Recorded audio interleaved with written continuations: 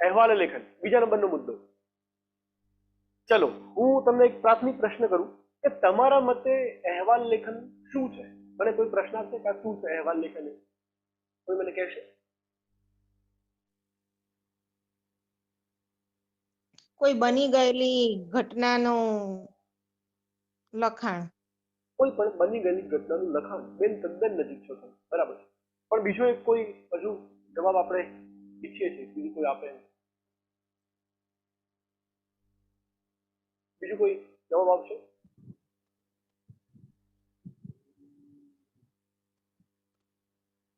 Okay, હું મને લઈશ કે બીજું કોઈ જવાબ આપવાનું ઈચ્છતું નથી. આગળ વધીએ. મારો બીજો પ્રશ્ન છે કે આ કેમ કરવામાં આવે? કેમ અહેવાલ લેખન કેમ કરવામાં આવે? બીજું કારણ શોધીએ આપણે. શું છે એ શોધ્યું તો થોડાક નજીક પહોંચ્યા. કેમ કરવામાં આવે છે એ મને કોઈ કહેશે? અહેવાલ લેખન કેમ કરવાનું, શું કારણ?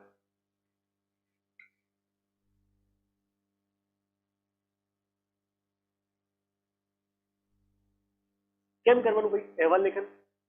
મારો અવાજ બધાને ક્લિયર પહોંચી રહ્યો છે? સર ખબર નથી. હા સર. ઓકે, ઘટનાની જાણકારી લોકો સુધી પહોંચાડવા.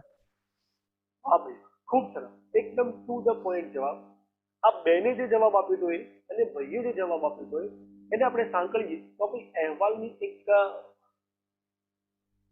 સ્પષ્ટ વ્યાખ્યા તો તૈયાર થઈ જ જાય કે કોઈ એવી ઘટના, બનાવ, હકીકત નું લખાણ કરી લોકો સુધી પહોંચાડવાની જે વસ્તુ હોય એને આપણે અહેવાલ કહીએ છીએ. અહીંયા એક વસ્તુ સ્પષ્ટ થાય કે અહેવાલ એ ભૂતકાળમાં બનેલી એક ઘટના છે. અહેવાલ એ ભૂતકાળમાં બનેલી એક ઘટના છે. ચાહે એ ઘટના કોઈ પણ હોઈ શકે. શું હોઈ શકે? તો કે ભાઈ તમે કોઈ અઠવાડિયા સુધી કોઈ સપ્તક મહોત્સવ ઉજવ્યો છે, વાપણી બનાવશો કે 7 દિવસ સુધી ચાલ્યો હતો, બરાબર? તો એ તમારા લોકો સુધી પહોંચાડવું હોય તો એ પણ લખી શકો. મતલબ કે આવો 7 દિવસીય પણ હોય છે. બીજું, 1 મહિના સુધી તમે કોઈ વિવિધ સેન્ટરોની મુલાકાત લીધી. જીએસટી અંતર્ગત આપણે લાસ્ટ ટાઈમ જેમ ડીવાયએસઓમાં ઇંગ્લિશમાં અહેવાલ પૂછાયું હતું એવું જ હોય કે ભાઈ તમે જુદા જુદા વેન્ડરોની મુલાકાત લીધી. હવે જીએસટી આવ્યા પછી તમને કેવું લાગે? 1 મહિના સુધી તમે બધાની મુલાકાત લીધી પછી તમે એક અહેવાલ તૈયાર કરો છો. ઓકે, તો આ પણ એક અહેવાલ છે. એ સિવાય મતલબ કે લાસ્ટ ટાઈમ મતલબ કે પાછલા વર્ષોમાં, ગત વર્ષોમાં જીપીએસસી પૂછેલા 2 અહેવાલની વાત કરું. એને એવું કીધું કે ભાઈ નળકાંઠાની એક સુંદર સવારી, નળ સરોવરની એક સુંદર સવારની તમિલની મુલાકાતનો અહેવાલ નથી. તો આ એક જ દિવસનો, બરાબર છે, અને એક જ કોઈ પર્ટિક્યુલર સમયનો અહેવાલ છે. તમે સવારે ગયા કેવું લાગે તો એ પણ અહેવાલ છે. એ સિવાય જીપીએસસી એવું પૂછ્યું કે તમે ઇન્ફોસિસ બેંગ્લોરની મુલાકાત લીધી, એનો અહેવાલ નથી. તો આ પણ એક શોર્ટ ટાઈમ બનાવશો. તમે એકવાર ઇન્ફોસિસ બેંગ્લોરમાં ગયા, ત્યાં તમને કેવું થયું, તમારા અનુભવ શું હતા એ બધી તમારે વાત કરવાની. એ સિવાય જીપીએસસી અગાઉ પણ પૂછેલું કે તમે ઇસરોની મુલાકાત લીધી તો તમે ત્યાં કેવું લાગ્યું, શું છે વગેરે વગેરે. તો અહેવાલ લેખન એ ભૂતકાળની બનેલી કોઈ પણ ઘટના, ચાહે 1 દિવસની હોય, 7 દિવસની, મહિનાની હોય, ગમે તે આ ઘટના કે બનાવને તમારે લોકો સુધી પહોંચાડવા માટે લખવાનું. હવે અહીંયા આપણે એક વસ્તુ સમજી લઈએ કે અહેવાલ લખીએ છીએ એ કોઈ ઘટના અથવા તો કોઈ હકીકત છે. હવે જ્યારે તમને કોઈ અહેવાલ પૂછવામાં આવશે તો જાહેર છે કે ભાઈ એ ઘટનાના તમે સાક્ષી તો નહીં જ બનેલા હો. જેથી તમને પૂછે કે નળ સરોવરની મુલાકાત લીધી, કરી શકે તમે તમારા જીવનમાં ક્યારે નળ સરોવરની મુલાકાત ન પણ લીધી, ઇન્ફોસિસ બેંગ્લોરની મુલાકાત તમે ન પણ લીધી, પણ તમારે શું સમજવાનું કે તમે લઈ લીધી છે. એ ઘટના તમારી જોડે બની ગઈ છે અને એ જે ઘટના બની ગઈ છે એનું એક ચિત્ર તમારા માનસપટ પર તમારે ઊભું કરવાનું કે ભાઈ માની લો કે તમે મુલાકાત લઈ લીધી, પછી તમારે મુલાકાતનું વર્ણન કરવાનું. ઓકે, તો અહીંયા હું એવું કહીશ કે જે વ્યવહારુ બાબતમાં અહેવાલ વપરાય છે એક સત્ય ઘટના આધારિત બાબત છે, પણ પેપરમાં તમે જે લખો છો એ તમારા માટે તો કાલ્પનિક થઈ પડવાનું ને. મતલબ કે એ વખતે તમારે એને સત્ય ઘટના, કાલ્પનિક સત્ય ઘટના સમજવાની છે. શું સમજવાનું છે? કાલ્પનિક સત્ય ઘટના. ઘટના બની ગઈ છે પણ તમારા માટે કેવી છે? કાલ્પનિક છે. તમારે એની કલ્પના કરવાની છે. જો આ ઘટના બની હોય તો આવું આવું લખી શકાય. હું સમજાવું છું એ બરાબર છે ને મિત્રો? સમજાય છે? હા સર. ઓકે, તો હવે જ્યારે કોઈ સત્ય ઘટનાનું તમે લખાણ કરતા હોય તો સીધી વસ્તુ છે કે એમાં તમારા પોતાના પૂર્વાગ્રહો કે તમારા પોતાના વધુ પડતા વ્યૂ એની અંદર હોય નહીં. તમારે સીધું સીધું એવું લખવાનું છે કે ભાઈ ગત દિનાંક ફલાણા ના રોજ આ સ્થળે આ ઘટના કે આ હકીકત બનવા પામેલ હતી. પછી સીધું મૂળ ઘટના પર આવી જવાનું છે કે ભાઈ મૂળ ઘટના જે છે એ આવી રીતે ઘટી હતી, એમાં આવું આવું હતું, એમાં આવું આવું હતું, એમાં આવું આવું હતું. તો માની લો કે તમે એ ઘટનાના સાક્ષી છો, મતલબ કે ઘટનાની અંદર તમે ઇન્વોલ્વ છો, તમે મુલાકાત લઈ રહ્યા છો. સ્ટેચ્યુ ઓફ યુનિટી વાળો પ્રશ્ન પૂછ્યો તો જીપીએસસી કે સ્ટેચ્યુ ઓફ યુનિટીના જે આસપાસ સરકારે વિકસાવેલા જે આકર્ષણો છે, લાસ્ટ ટાઈમ લગભગ એસટીઆઈમાં જેવું પૂછ્યું કે ભાઈ સરકારે જે સ્ટેચ્યુ ઓફ યુનિટીની આસપાસ જે આકર્ષણો વિકસાવ્યા છે એની તમે મુલાકાત લીધી તો એનો અહેવાલ તૈયાર કરો. તો તમે પોતે એની અંદર સાક્ષી થઈ ગયા છો, બરાબર છે.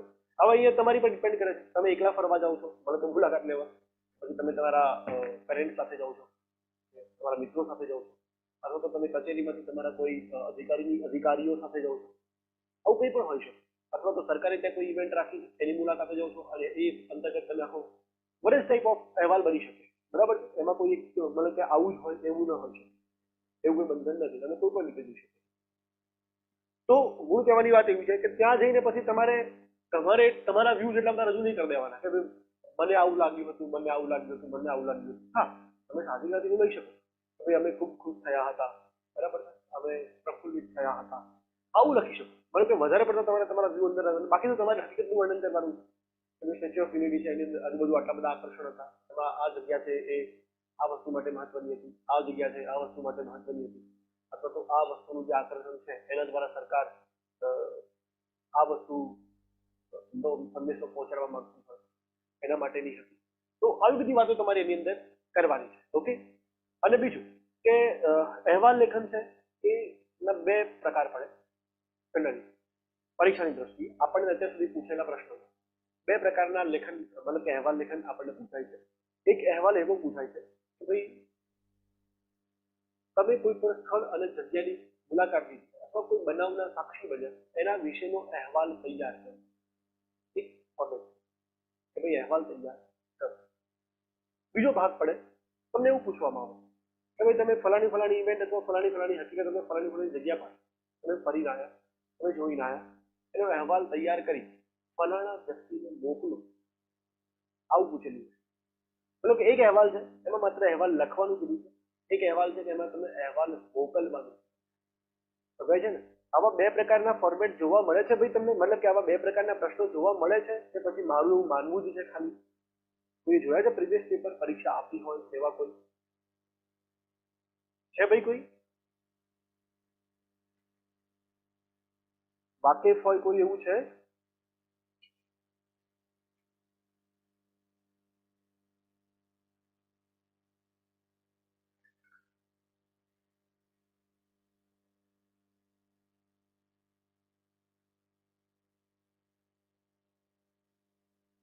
ઓકે, બની શકે તમે આનાથી વાકેફ ન હોય, પણ આવા ટોટલ બે પ્રકારના ફોર્મેટ આપણે તૈયાર કરવાના. તો આપણે જે વાતો કરી કે અહેવાલ લેખન શું છે, કેમ લખાય છે, એ હવે એના સંદર્ભે વાતો કરી કે ભાઈ આ જીપીએસસી કેમ તમને એવું કહે છે કે અહેવાલ લખવાનો? તો તમારે ક્યાંય ઉપયોગમાં આવવાનો છે આ અહેવાલ? હવે સરકારી નોકરિયાત થઈ ગયા તો તમારે આવું કઈ અહેવાલ કામ આવશે? કોઈ મને જવાબ આપશે ભાઈ? તમારે કોઈ આવો અહેવાલ કામ આવવાનો છે?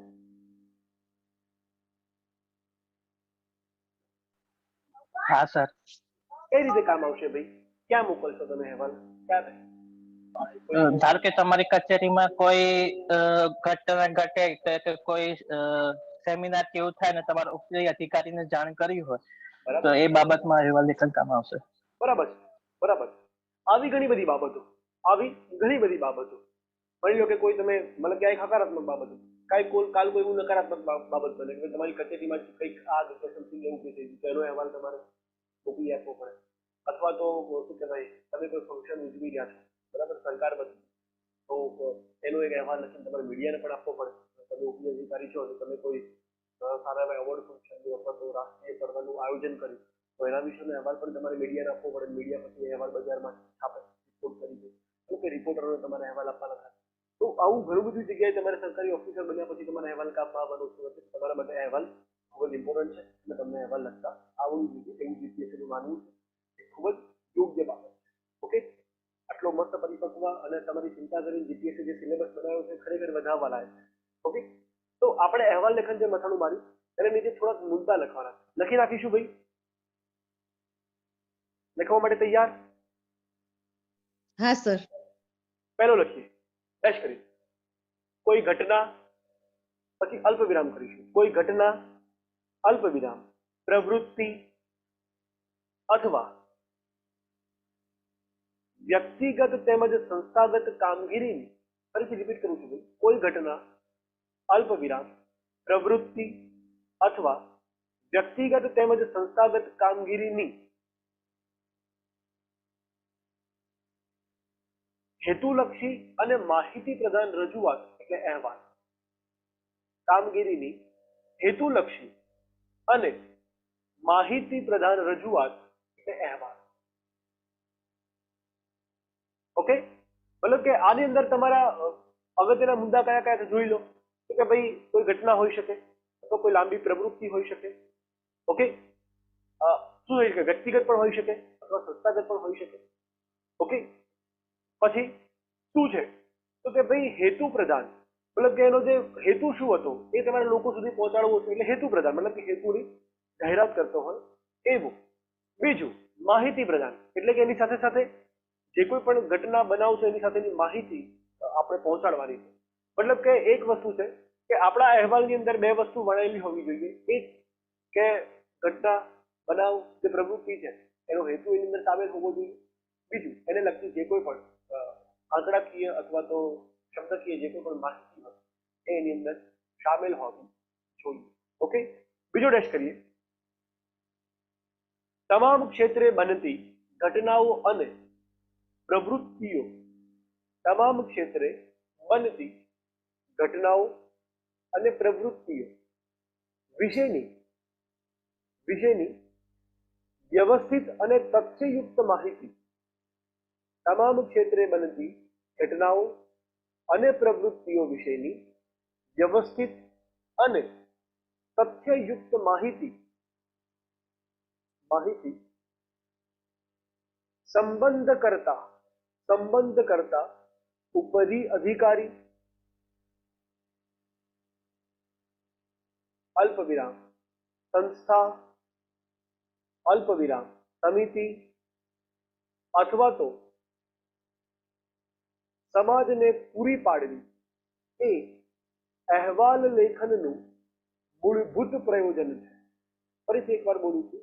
તમામ ક્ષેત્રે બનતી ઘટનાઓ અને પ્રવૃત્તિઓ વિશેની વ્યવસ્થિત અને તથ્યયુક્ત માહિતી સંબંધકર્તા ઉપરી અધિકારી, અલ્પ વિરામ સંસ્થા, અલ્પ વિરામ સમિતિ અથવા તો સમાજને પૂરી પાડવી એ અહેવાલનું મૂળભૂત પ્રયોજન છે.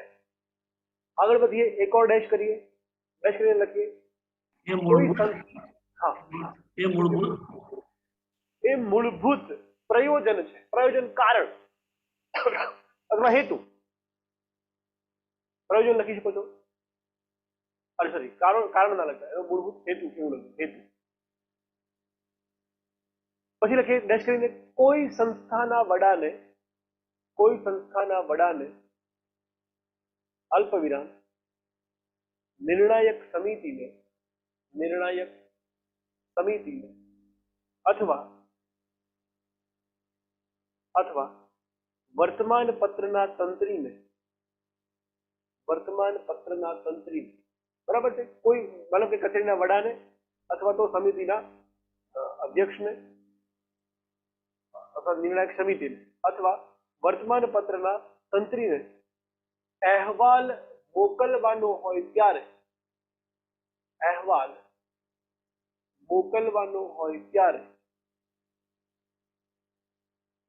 સંબોધન ઇંગ્લિશમાં શું કહ્યું તમે એને? સેલ્યુટેશન. સંબોધન કરાય છે. પછી લખી ડેશ કરીને જન સમુદાયને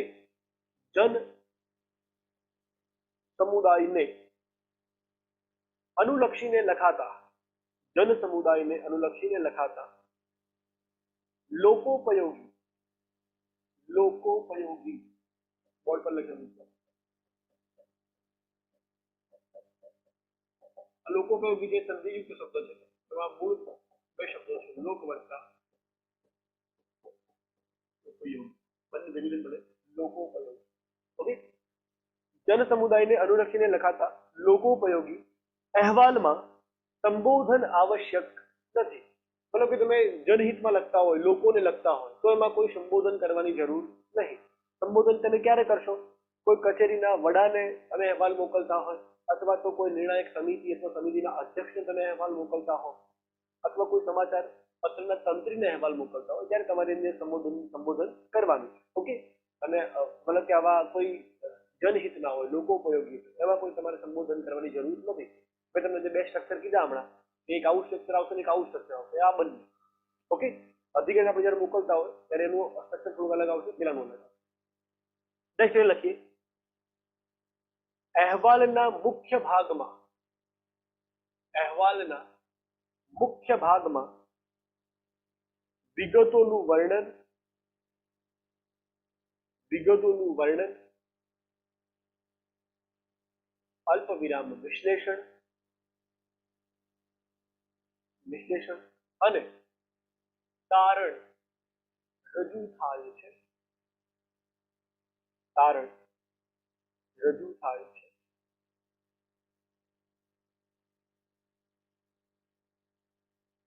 આગળ વધી ડેશ કરી લખીએ, અહેવાલના અંત ભાગમાં, અહેવાલના અંત ભાગમાં કૌંસમાં લખજો સમાપનમાં, અહેવાલના અંત ભાગમાં કૌંસમાં લખજો સમાપનમાં, સમાપનમાં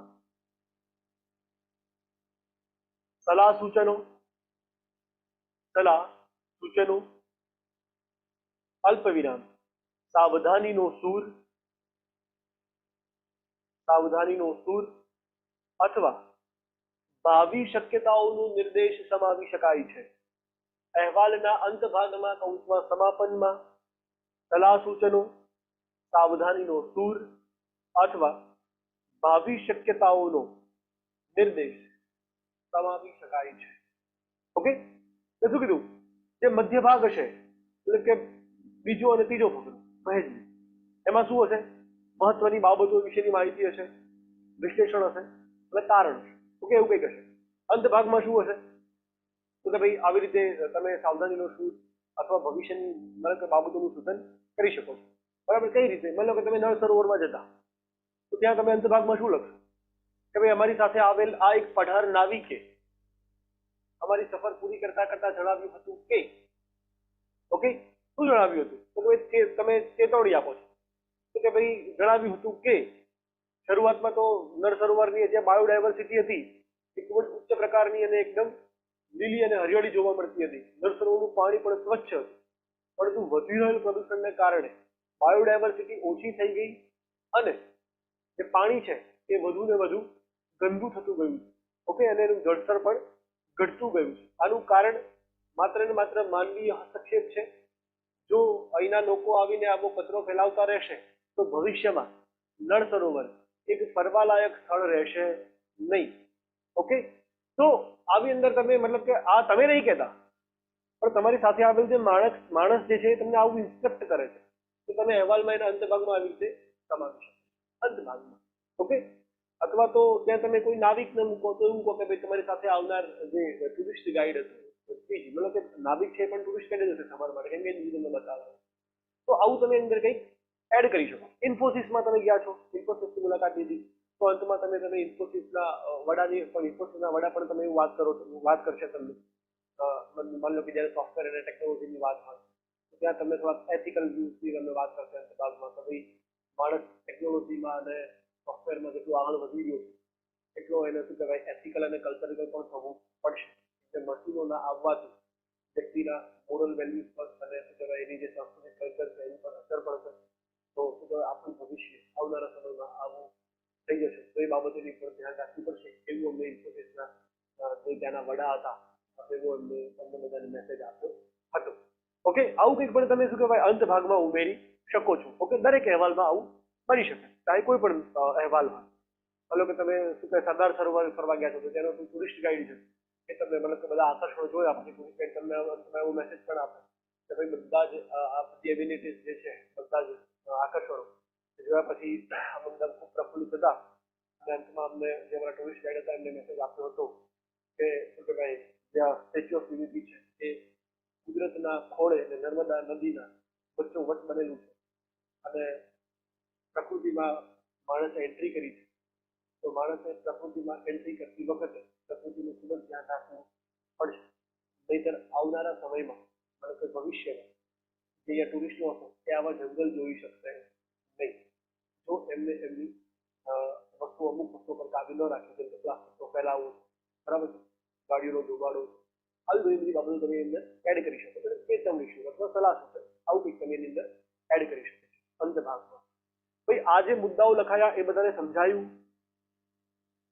ખબર પડી હા સર હા સર હા હવે અહેવાલ વિશે થોડુંક વધુ ખ્યાલ આવતો જાય છે ને હવે તમને ખબર પડવા માંડી ને થોડી થોડી કે કઈ રીતે તમે અહેવાલ લખશો એ બરાબર છે શરૂઆત કઈ રીતે કરશો તો જો આપણે મતલબ કે થોડું ડીપમાં શીખવાનું બાકી છે હવે ઉપર છેલ્લી વાતો કરીશું એક બીજો મુદ્દો લઈશું અહેવાલ લેખનની અંદર અને આપણે પોઈન્ટ હેડિંગ જેવું બનાવીશું અને એમાં લખીશું અસરકારક અહેવાલ લેખન માટે લક્ષ્યમાં રાખવાની બાબતો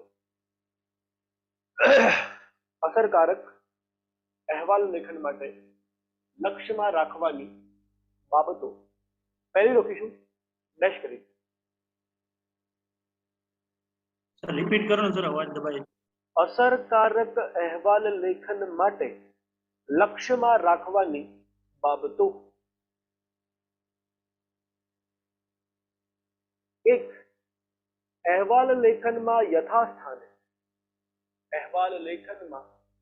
યથાસ્થાને જરૂરી હકીકતો અને આંકડાઓ અહેવાલ લેખનમાં યથાસ્થાને જરૂરી હકીકતો અને આંકડાઓના કૌંસમાં લખજો ટેબલ અથવા કોઠું જરૂરી હકીકતો અને આંકડાઓ અલ્પવિરામ ઓબ્લિક કરીને લખજો કોઠાઓ અથવા તો ટેબલ નો ઉપયોગ કરવો જોઈએ બરોબર ને ઘણી વાર આપણે મતલબ કે કોઈ એવો અહેવાલ પૂછો છો કે જે એની અંદર આંકડા પણ હોય ઓકે જેમ કે તમે પેલા વેન્ડર્સની મુલાકાત લીધી મેં તમને એવું કીધું કે એસબીઆઈ અને જીએસટી અંતર્ગત તમે વેન્ડર્સની મુલાકાત લો છો ત્યાં તમે એક વચ્ચે કોઠો પણ મૂકી શકે ઓકે કે ભાઈ જીએસટી ના મતલબ કે ઈ બિલિંગમાં કેટલા અધિકારીઓ કેટલા વેન્ડર્સના રજીસ્ટ્રેશન થયા કેટલા વેન્ડર્સના રજીસ્ટ્રેશન કેન્સલ થયા અને એમને શું તકલીફ પડી એ બરાબર આવું તમે 3 કોલમ વાળો અને 4-5 રો વાળો કોઠો પણ એની અંદર મૂકી શકો છો મતલબ કે જ્યાં તમારે આંકડાકીય માહિતી રજૂ કરવાની હોય એવું તમને લાગે યથાસ્થાને એવું નહીં કીધું ગમે ત્યાં યથાસ્થાને એટલે ક્યાં તો મધ્ય ભાગ આપણે કીધો તો એ શું છે માહિતીનો ભાગ ત્યાં વિશ્લેષણ થાય બરાબર ને તો ત્યાં પછી તમે વિશ્લેષણ કરી શકો મતલબ કે આ બધાને આટલી મતલબ કે આટલું પેલું જોયું એમાંથી આટલા લોકોને આટલો મતલબ કે સ્પીડી એ લોકો પોતાનું રિટર્ન વગેરે ફાઇલ કરી શક્યા પોતાનો વેરો ફાઇલ કરી શક્યા પરંતુ એમાંથી આટલા લોકો છે એને તકલીફ પડી એવું કહી શકાય કે 70% લોકો છે સરળતાથી એનો ફાયદો લઈ શકે છે પરંતુ 30% લોકોને હજુ સમસ્યા ઊભી હોય એવું અમને એ વખતના મતલબ કે વિશ્લેષણ પાસે જાણવા મળ્યું હતું આવું કંઈક તમે મધ્ય ભાગમાં ઉમેરી શકો મતલબ કે આ જરૂરી છે અસરકારક છે જો તમે આવું કરશો તો તમે બીજા કરતા અલગ દેખાશો અને તમારો અહેવાલ અસરકારક દેખાશે ઓકે આગળ વધી બીજું લખીએ અહેવાલમાં રજૂ થયેલી માહિતી ચોકસાઈ ભરી અને તથ્યયુક્ત હોય અહેવાલમાં રજૂ થયેલી માહિતી ચોકસાઈ ભરી અને તથ્યયુક્ત હોય તો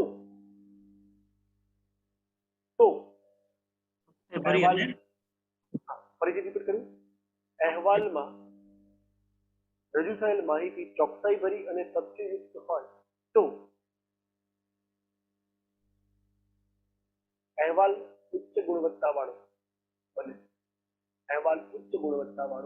છે મતલબ કે કોઈ જગ્યાએ તમે કોઈ માહિતી આપી રહ્યા છો બરાબર છે મતલબ કે તમે ત્યાં એવું લખી રહ્યા છો કે ભાઈ નળ સરોવર જે છે એ 120 ચોરસ કિલોમીટર સ્ક્વેર એરિયામાં પથરાયેલું છે બરાબર છે હવે જો આ માહિતી તમારી લમસમ નજીક હોય મતલબ એનું માપ 120-125 આસપાસ હોય એવું લાગે કે ચલો યોગ્ય છે તો તમે એવું લખો કે શું કહેવાય 700 ચોરસ કિલોમીટર સ્ક્વેર ના એરિયામાં નળ સરોવર પથરાયેલું છે.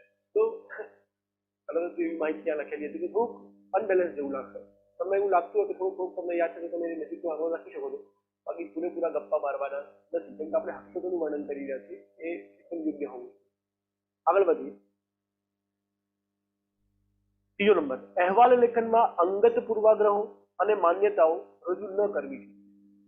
અહેવાલ લેખનમાં અંગત માન્યતાઓ અને પૂર્વાગ્રહ રજૂ ન કરવા જોઈએ. લખાઈ ગયું? 4 નંબર,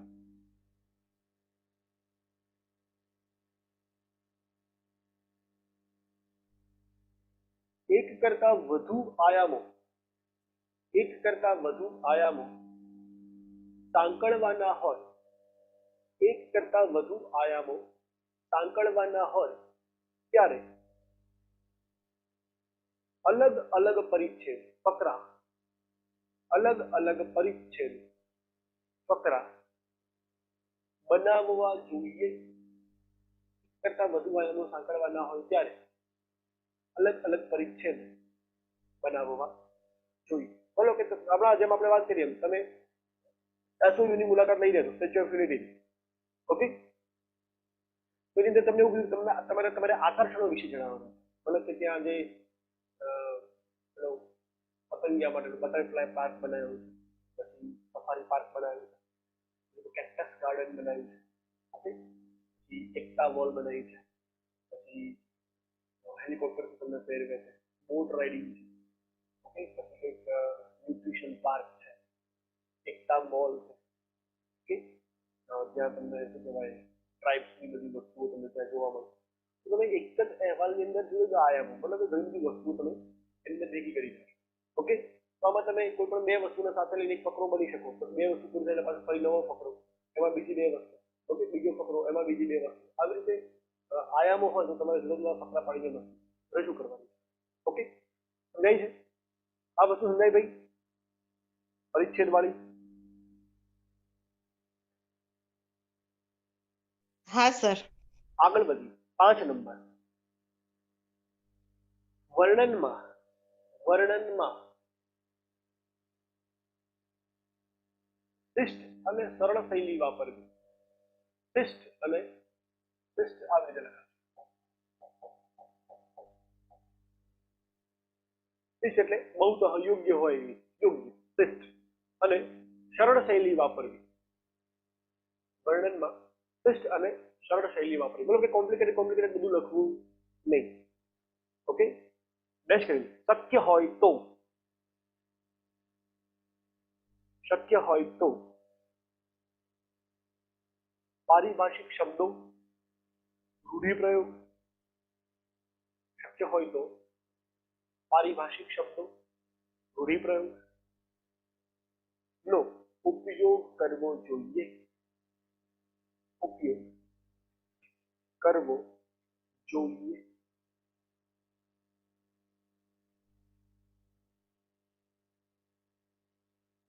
ઓકે,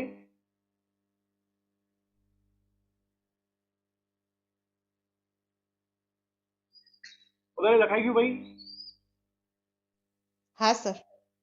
ઓકે, તો હવે આપણે જોઈએ છીએ અહેવાલનું ફોર્મેટ, મતલબ કે એનું જે બંધારણ જે છે કેવું હશે અહેવાલ. ઓકે, તો પહેલું જોઈએ, તમારે કોઈને અહેવાલ લખવાનો નથી, મતલબ કે મોકલવાનું નથી, માત્ર અહેવાલ લખાણ કરવાનું. તમને એવું કહે છે કે ભાઈ ફલાણી જગ્યાની મુલાકાતનો અહેવાલ લખો અથવા અહેવાલ તૈયાર કરો, આવું જ કંઈક કીધું છે. બીજું કશું કોને મોકલવાનું છે, શું કરવાનું છે, એવું કશું કીધું નથી. તો આ અહેવાલ તમારો કેવો હશે? ઓકે, સૌથી પહેલા તમારે માની લો કે તમે અહીંયા તમારો જવાબ શરૂ થાય છે, બરાબર છે, પ્રશ્ન જવાબ, તો આવી રીતે તમે લખશો જવાબ. અહીંયા લખવાનું છે તમારે મથાળ, બરાબર. તો તમારી જે લખવાની સ્પેસ આપેલી છે એના એકદમ મિડલમાં તમારે લખવાનું છે મથાળું. ઓકે, મથાળું કેવું હશે? તો કે ભાઈ તમે નળ સરોવરની શું કહેવાય જે સવાર હતી એની મુલાકાત લીધી, સીધી સીધું એવું લખી નાખશો તમે મથાળું નળ સરોવરની મુલાકાત, એવું એક લખશો ને મથાળામાં કંઈક. તમે પેપર નહીં વાંચતા, પેપર એમાં નહીં આમ આકર્ષક મથાળા આપેલા હોય, મથાળા આપવા મારા ખાલી અલગ હોય, એટલે ખાલી મથાળા જ આપવા કરવાના. તો તમે શું કંઈક મથાળું આપશો? માની લો કે નળ સરોવરની એક સવાર હતી, એનું મથાળું તમને આપવાનું છે, તમે શું આપશો? કે આ બધું કોઈ શીખવી ના શકે, મતલબ કે આ તમારી અંદરની જે ઇન્ટેલિજન્સી છે એનો પ્રશ્ન છે. ઓકે, તમે શું લખો? યાયાવર પક્ષીઓનું વૈકલ્પિક સ્થાન. બરાબર છે, ખૂબ સરસ. આવું કંઈ પણ મતલબ સમજાણું કે હું એવું કહેવા માંગુ છું કે તમે ટુ ધ પોઈન્ટ સીધું સીધું નળ સરોવરનું નામ ન લખતા, આવું કંઈક ઓપ્શનલ એવું લખો કે મજા આવે. બરાબર છે, વાંચવા વાળાને થોડોક ઇન્ટરેસ્ટ જાગે. બરાબર, જેમ કે ભાઈને ખબર હતી કે ભાઈ યાયાવર પક્ષીઓ ત્યાં જે છે એનું તમે આ સ્થાન કીધું, એવી રીતે શું નળ સરોવર એક રામસર સાઈડ પણ છે ને, કે નથી? છે સર. છે ને, તમે એવું કંઈક પણ લખી શકો ને. ગુજરાતની એકમાત્ર રામસર સાઈટ એવું કંઈ પણ લખી શકો. બરાબર, અથવા તો ગુજરાતની એકમાત્ર રામસર સાઈટ ખાતે માણેલી સવાર. બરાબર છે, યાયાવર પક્ષીઓ સાથે માણેલી સવાર. બરાબર છે, આવું કંઈ પણ તમે કંઈ પણ લખી શકો છો. જેમ ભાઈએ કીધું એમ કે ભાઈ યાયાવર પક્ષીઓનું વૈકલ્પિક સ્થાન, આવું કંઈ પણ લખી શકો છો. બરાબર છે, જનરલી અહેવાલ પછી મથાળું, મતલબ કે અહેવાલમાં મથાળું અને મથાળા પછી લખાણ હોય. ક્યારેક એવું પણ બને કે મથાળાની નીચે તમને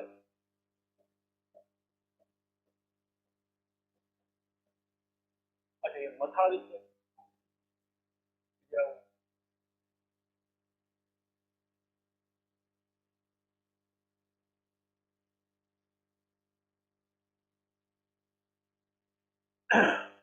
તમને પેટા મથાળું પણ ક્યારેક જોવા મળે. તો આપણે જ્યારે અહેવાલ લખીએ તો મારું એવું માનવું છે કે તમે જો મથાળાની નીચે પેટા મથાળું આપી શકતા હોય તો ખૂબ શું કહેવાય, બહુ સારું એવું આકર્ષક લાગશે તમારું અહેવાલ. તો આપણે લખીશું મથાળું, મથાળાની નીચે લખીશું પેટા મથાળું. તમને એવું થાય પેટા મથાળામાં શું લખશું? તો જેમ મથાળાની જેમ તમને જે યોગ્ય લાગે લખો, પણ એ વસ્તુ સાથે સંકળાયેલી અને ખૂબ જ શું કહેવાય વાંચનારના મગજમાં એક સીધું હિટ કરે એવી વસ્તુ હોવી જોઈએ કે વાંચવાથી એને આનંદ થાય. એમાં તમે કોઈ પ્રાસવાળું જોડકનું પણ મૂકી શકો છો. બરાબર, કોઈ પ્રાસવાળું જોડકનું પણ મૂકી શકો છો. બરાબર છે, જેમ કે અહીંયા તમે ઉપર લખ્યું કે યાયાવર પક્ષીઓનું વૈકલ્પિક સ્થાન, તો નીચે એવું પણ લખી શકો છો કે ગુજરાતની એકમાત્ર રામસર સાઇટ. ઓકે, એવું કંઈ પણ તમે પેટા મથાળું આપી શકો છો. બરાબર છે, હવે તમે ઉપર લખ્યું કે ભાઈ શું કહેવાય યાયાવર પક્ષીઓ સાથેની સવાર. બરાબર છે, તો નીચે તમે પણ લખી શકો છો ભાઈ નળ સરોવર એટલે ગુજરાતની એકમાત્ર રામસર સાઇટ. ઓકે, એવું પણ નીચે લખી શકો છો. તમે ન્યૂઝ વાંચો તો ન્યૂઝ, તો ન્યૂઝ તમે જે વાંચો છો એ શું છે? એક પ્રકારનો રિપોર્ટ છે, અહેવાલ છે, તે ઓડિટરે તમારી આગળ રજૂ કર્યો છે. એમાં પણ તમે વાંચો છો કે મોટા બ્લેક અક્ષરે મથાળું મારેલું હોય, પછી એની નીચે એનું પેટા મથાળું મારેલું હોય, મતલબ કે એના કરતાં થોડીક નાની ફોન્ટ થાય અને પછી નીચે હકીકત રજૂ કરેલી છે. તો મારું એવું માનવું છે કે આકર્ષક અહેવાલની અંદર આ એક વસ્તુ ખૂબ જ સામેલ થાય છે કે તમે મથાળું મારો, એની નીચે એક પેટા મથાળું મારો. બરાબર છે, એમાં તમે કોઈ જોડકનું પણ રજૂ કરી શકો છો. જેમ કે નળ સરોવરની વાત છે, ત્યાં ઘણા બધા શું કહેવાય યાયાવર પક્ષીઓ આવે છે. બરાબર છે, તો તમે એના વિશે કોઈ એવું મતલબ કે જોડકનું પણ મૂકી શકો છો કે ભાઈ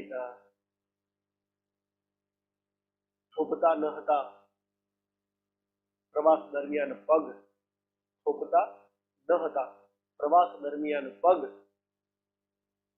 અદ્ભુત અને અસંખ્ય જોવા મળ્યા હતા વિદેશી ખગ. ખગ અને પગ ત્રાસ રચે છે. તમે રજૂઆત કેવી કરો છો? ભાઈ અમારા પગ જે છે ને થોપતા જ નતા, ચાલ ચાલ કરતા હતા. શું હતું ત્યાં? કે ભાઈ અદ્ભુત અને અસંખ્ય વિદેશી ખગ. બરાબર છે, તો બધા વિદેશી ત્યાં ઘણા બધા પક્ષીઓ આવે છે, વિદેશી ખગ છે, તો પગ અને ખગ બંને પ્રાસ રચે છે. તમારું પેટામાં થોડું તૈયાર થઈ જશે. આવું કંઈ પણ તમે એની અંદર લખી શકો છો. સમજાય છે? હું જે કહું છું બધાને સમજાય છે? હા સર. ઓકે, બરાબર છે. મતલબ કે એક મથાળું લઈશું, પેટા મથાળું લઈશું. પેટા મથાળાની નીચે અહીં આપણે સ્થળ લખીશું. ઓકે, અને અહીંયા લખીશું તારીખ. બંને બાબતે સ્પષ્ટતા કરી દઉં. સ્થળ, તમને એવું થાય કે સાહેબ શું સ્થળ એટલે જ્યાં તમે ગયા હતા નળ સરોવર એ લખવાનું? ના, એ નથી લખવાનું. તમે ગમે ત્યાંથી લખી શકો છો. બરાબર છે, પણ આપણે ત્યાં તો શું કહેવાય, સ્થળ તો જાહેર કરવાનું કશું કીધું જ નથી. ઓકે, તો આપણે માત્ર ને માત્ર આપણે સ્થળની જગ્યાએ શું લખી લખીશું આપણા અહેવાલમાં? શહેર. બરાબર છે. આપણા અહેવાલમાં આપણે સ્થળની જગ્યાએ શું લખી નાખીશું? શહેર. અને પછી તારીખ. ઓકે, તમને એવું થાય સાહેબ તારીખ કયા ફોર્મેટમાં લખવી? તારીખ કયા ફોર્મેટમાં લખવી? તમે તારીખ ગમે તે ફોર્મેટમાં લખી શકો છો, પણ સૌથી સારું અને અગત્યનું હોય એવું કદાચ કોઈ તારીખમાં આવ્યું હોય તો તમે એને લખી શકો છો 7/9/2021. આ જે છે એ લોપ ચિહ્ન છે. શું છે? લોપ ચિહ્ન. એ શું બતાવે છે કે ભાઈ કોઈ વસ્તુનું લોપ કર્યો છે. લોપ એટલે એને અદ્રશ્ય કરી. કઈ વસ્તુ અદ્રશ્ય કરી છે? કે ભાઈ જ્યાં 20 અહીંયા આવતા હતા એને આપણે લોપ કર્યા, એટલે ત્યાં લોપ ચિહ્ન મૂક્યું. આ લોપ ચિહ્ન મૂકવું જરૂરી છે. આપણે જનરલી 21 લખી નાખતા હોય છે, ખોટી બાબત. બરાબર. જો તમે આવી રીતે ખાલી માત્ર 21 લખો તો ત્યાં આગળ લોપ ચિહ્ન કરવું જરૂરી છે. જેવું બતાવે છે કે અહીંયાથી 20 નો લોપ થાય છે. ઓકે, તો તમે આવું પણ લખી શકો છો તારીખમાં.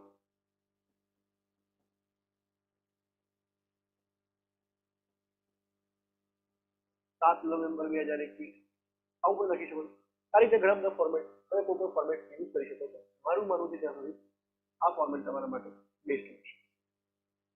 ઓકે, પછી શું કરવાનું છે? તમારે શું કંઈક પેરા લખવાનો છે. ફકરો 1 લખવાનો છે. મતલબ કે એમાં શરૂઆત કરવાની છે કે ભાઈ ગત તારીખ ખાલી જગ્યાના રોજ મેં અમારા મિત્રો સાથે નળ સરોવરની મુલાકાત લીધી હતી અને આ મુલાકાત માટે અમે આગળના દિવસે રાતે જ નળ સરોવર ખાતે પહોંચી ગયા હતા અને બીજા દિવસ સવારે અમે નળ સરોવરના મુખ્ય સ્થળ પહોંચીને સમગ્ર નળ સરોવર ખાતે પ્રવાસ કર્યો. ઓકે, આવી કંઈ પણ શરૂઆત તમે કરી શકો છો. મતલબ કે કોઈ અકસ્માત થયો હોય તો ગત દિનાંક ખાલી જગ્યાના રોજ આટલા વાગ્યે અથવા તો સાંજે અથવા તો સવારે આટલી વસ્તુઓ વચ્ચે ગમખ્વાર અકસ્માત થયો. ઓકે, અથવા તો પૂર આવે તો પૂરનો તમારે અહેવાલ લખવાનો હોય તો એવું કહી શકાય કે ભાઈ ગત તારીખથી તારીખના વચ્ચે બરાબર ગુજરાતના ફલાણા એરિયામાં ફલાણું વાવાઝોડું સ્ટાર્ટ થયું હતું. આવું કંઈ પણ લખી શકો છો. અથવા તમે આગળ આપણે વાત કરી કે વેન્ડર્સની મુલાકાત લીધી જીએસટી અંતર્ગત, તમે એવું લખી શકો છો કે ભાઈ ગત માસમાં બરાબર આ સ્થળે આવેલ વેપારીઓની એક ફિલ્ડ વિઝિટ એટલે કે મુલાકાત લઈને જીએસટી અંતર્ગત એમને શું મુશ્કેલીઓ પડી રહી છે અને જીએસટી એમને શું ફાયદા થઈ ગયા તે અંગેનું જાણકારી અમે મેળવી છે. પછી આપણે નીચેનું વિશ્લેષણ કરવું. તો જે શરૂઆતનો ભાગ છે એમાં તમારે વસ્તુ રજૂ કરી દેવાની છે. તમારો હેતુ શું છે આ પ્રવાસનો અથવા તો આ અહેવાલનો હેતુ શું છે તો ખબર પડે. તો પેલો અહેવાલ છે એમાં તમે ફર્યા હતા, એટલે કે ફરવાનો તમારો એનો હેતુ છે. તમે જે ફરવાની વાત છે એ રજૂ કરી રહ્યા છો. બીજો અહેવાલ છે એમાં અકસ્માત થયો એ તમારો હેતુ છે. બીજો અહેવાલ જે છે એમાં તમે જીએસટી અંતર્ગત ફાયદા અને જે તકલીફો છે એને શોધવાના મતલબ એ રજૂ કરવાનો તમારો હેતુ છે. તો પ્રથમ ફકરો જે છે તમારો એમાં હેતુ અને બનાવ ક્યારે બન્યો, મતલબ કે આમાં શું હતું, ક્યાં, ક્યારે, એ બધી વિગતો આપણે આપીશું. બરાબર, ક્યાં અને ક્યારે, મતલબ કે ક્યાં જે રીતે સ્થળની વાત છે, ક્યારે એટલે સમયની વાત છે.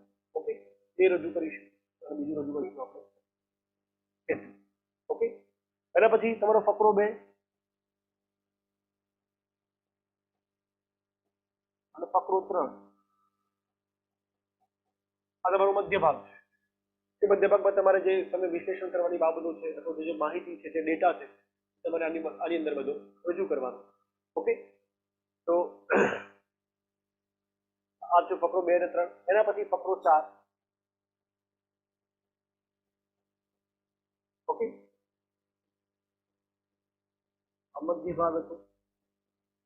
આ બનશે તમારો અંત ભાગ.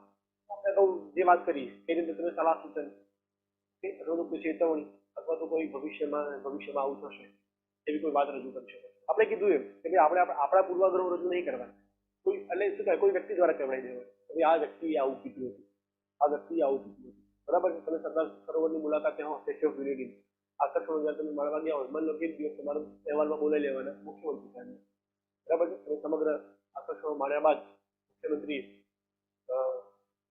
આહાર વિધિમાં આવું કહ્યું હતું. બરાબર, કોઈ ચેતવણી તમારે અંત ભાગમાં રજૂ કરવાની છે. પછી કશું જ લખવાનું નથી, છેલ્લે બસ આ રજૂ કરી હતી એવું કરી દો એટલે તમારો અહેવાલ પૂરો થઈ જાય. ઓકે, તો સૌથી અગત્યની વાત છે ઉપરની બાજુ મથાળું, એના પછી પેટા મથાળું, એના પછી શહેર, તારીખ, બરાબર છે, ફકરો 1 એમાં ક્યાં અને ક્યારે શું બન્યું અને કયા કારણો શું હતા, એનું શું હેતુ શું હતું, પ્રયોજન શું હતું, એ તમારે રજૂ કરવાનું. મધ્ય ભાગ એમાં તમારે માહિતી જે કોઈ પણ છે આંકડાકીય આ છે તે બધું એની અંદર રજૂ કરવાનું મધ્ય ભાગ. અંત ભાગ જે છે, માની લો કે મધ્ય ભાગ છે એનું હું તમને ઉદાહરણ આપું. તમે નળ સરોવર ગયા, બરાબર, તો ત્યાં તમારે બધી માહિતી પછી રજૂ કરવાની છે. ભાઈ અમે અમારી સાથે જે નાવિક લીધું હતું, બરાબર છે, એ સ્થાનિક પઠાર જ્ઞાતિનો એક માણસ હતો, બરાબર છે, કે જે આવી રીતે જે નળ સરોવરમાં આવતા હોય તે બધાને વિવિધ સ્થળો લઈ જતો હતો. શરૂઆતમાં એ અમને નાવડીમાં બેસાડીને એકદમ મધ્યમાં પાનમણ ટાપુ પર લઈ જતો હતો. એને અમને માહિતી આપી હતી કે પાનમણ ટાપુ જે છે એ નળ સરોવરનો સૌથી મોટામાં મોટો ટાપુ છે. ઓકે, ત્યાં આ ટાપુ પર આવતા જે પ્રવાસીઓ છે કે અહીંયા જ ભોજન બનાવીને જમતા હોય, તો અમે અહીંયા જ ભોજન લીધું હતું તમારા નાવિક સાથે. તો અહીંયા તમારી શું કહેવાય, મતલબ કે જાતિ સમાનતા બતાવો છો, કે તમે જાતિ વિવાદમાં માનતા નથી, તમે એની સાથે ભોજન લીધું હતું એ બધી રજૂઆત કરી શકો છો. પછી પાનવડ ટાપુ પર વિવિધ યાયાવર પક્ષીઓના ફોટા લગાવેલા હતા, એની પર એમને બધી માહિતી આપી હતી કે ભાઈ આ સાઇબેરિયન ક્રેન છે, ઓકે, એ અહીંયા આવે છે. તો આવા વિવિધ થોડા પક્ષીઓના નામ તમે લખો, જે આ પક્ષીઓ વિશે એને એમને સમજાવ્યું હતું. પછી એવું કીધું કે હવે પાનવડ ટાપુ પછી આપણે આગળ નીકળીશું, આ બધા પક્ષીઓ આપણે આદર્શ એટલે કે નજર સમક્ષ જોઈ શકીશું. પછી અમે ત્યાંથી નીકળ્યા હતા. પછી લખવાનું કે ભાઈ અમે આ પક્ષીને રૂબરૂમાં જોયું હતું. ઓકે, પછી અમે અહીં આજુબાજુ જે બાયોડાયવર્સિટી છે એમાં થોડાક જે ગીર જંગલો છે, વનસ્પતિઓ છે, એની વિશેની એને માહિતી પ્રદાન કરી હતી કે આવી આવી વનસ્પતિઓ હતી. ઓકે, આવા પ્રકારના જે છોડવા હતા કે જે ખરેખર ક્રિટિકલ એન્ડેન્જર્ડ પરિસ્થિતિમાં છે, પરંતુ આ લોકો સાચવી રહ્યા હતા. ઓકે, રસ્તામાં અમને જોવા મળ્યા હતા. આવી જે વિવિધ બાબતો જે છે, મૂળ વસ્તુ જે તમે જે જોઈ રહ્યા છો એનું પરનું વર્ણન તમે મધ્ય ભાગમાં કરશો અને અંત ભાગમાં આપણે જે તમને કીધું આપણે એને સમાપન કરવાનું. આ તમારો એક પ્રકાર છે અહેવાલ. ઓકે, આ મથાળું તમારે મને ત્યાં ફોર્મેટ લખી નાખવાનું છે એકદમ સ્વચ્છ અક્ષરે, બરાબર છે. એમાં તમારે ખાલી શું લખવાનું છે, ઉપરની બાજુ મથાળું, પેટા મથાળું, આજે સ્થળ અને તારીખ બતાવી એની જગ્યાએ તમારે શું બતાવી દેવાનું, શહેર અને તારીખ. તો પછી બતાવો આવી રીતે ફકરો 1 ક્યાં ક્યારે અને હેતુ, ફકરો 2 અને 3 મધ્ય ભાગ અને ફકરો 4 અંત ભાગ. આટલો તમારો અહેવાલ રહેશે. ઓકે, બોરાઈ ગયું છે બધાને આ રીતે? હા સર. ઓકે, તો અહેવાલ લેખન વિશેની વધુ વાતો અને બીજું જે પ્રકાર જે છે આવતા લેક્ચરમાં જોઈશું. ઓકે, આજે આટલું રાખીએ. હા સર. અહેવાલ લેખન વિશેની પ્રાથમિક સમજૂતી બધાને પ્રાપ્ત થઈ છે ભાઈ? હા સર. હા. ઓકે, એટલા માટે જ આપણે જીપીએસસી ના જે મતલબ કે ગત વર્ષોના જે પેપર છે એને સાથે લઈને આપણે ઉદાહરણ સાથે ગણીએ છીએ કે આપણે આવું હોય તો શું કરશું, આવું હોય તો શું કરશું, બરાબર છે. મારા વ્યૂઝને વળગી રહેવું જરૂરી નથી, એ તો તમારી કાલ્પનિકતા છે, તમે એની અંદર કંઈક પણ રજૂઆત કરી શકો છો. આપણે માત્ર એની ફોર્મેટની જે બાધ્યતા છે એની અંદર રહીને કરવાનું. તમે શરૂઆતમાં તમે ફકરા બધું ઠોકવા માંડો એવું ચાલે નહીં, બરાબર છે. તમારો મધ્ય ભાગ, શરૂઆતનો ભાગ જોરદાર હોય, મધ્ય ભાગ પડી જતો હોય અને અંત ભાગમાં તમે ઢોળાઈ જતા હોય એવું થાય, તો એનું આપણે ખાસ ધ્યાન રાખવાનું. ઓકે, અને બીજું કે આ જે બધી વસ્તુઓ છે ક્રમશઃ બનશે, બરાબર છે. તમે નાવિકને લઈને જશો, પાનવડ ટાપુ પર જશો, આ જગ્યાએ જશો, પેલી જગ્યાએ જશો, બરાબર, ક્રમશઃ ધીરે ધીરે જેમ આપણે એક પર્વત ચડતા હોય એમ ચડવાનું. ઓકે, તો આજે આટલે રાખીએ. Okay sir. આજના લેક્ચરમાં કોઈને કોઈ સમસ્યા નહીં, બધાને સંપૂર્ણ સંતોષ? હા સર. મજા આવી ગઈ? હા. ઓકે, તો આવી રીતે આપણે આગળ મજા લેતા રહીશું, ગુજરાતી વિશે વધુ ને વધુ જાણતા રહીશું, બરાબર છે. તમે બધા ઉપસ્થિત રહ્યા એ બદલ તમારો ખૂબ ખૂબ આભાર અને આજના લેક્ચર માટે નમસ્કાર.